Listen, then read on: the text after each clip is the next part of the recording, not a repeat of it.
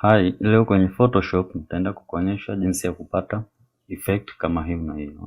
Kwanza utakuwa umeshafungua picha yako, unatakiwa uende kwenye adjustment, utachagua channel mixer, then hapo utachagua red, alafu hapa sasa kwenye red nataka iwe 0.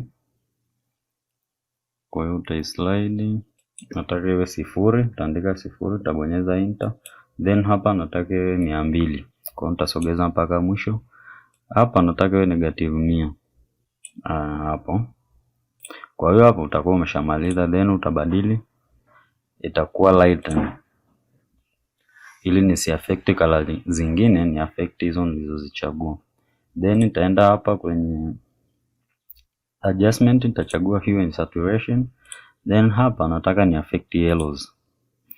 Nikishamaliza nita adjust hapa hivi kidogo, then nitaongeza yellow mpaka hapo. Kwa hiyo mpaka hapo unakuwa nishapata effect hiyo nilokuwa naitafuta, kutoka kuwa hivi mpaka kuwa hivi.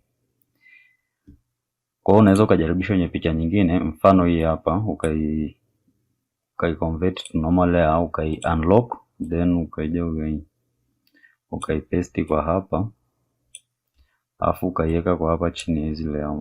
Kwa hiyo itakuwa hivi.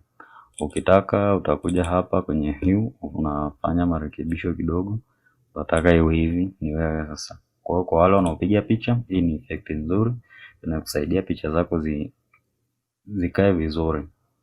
Usisahau kusubscribe na kulike. Asante.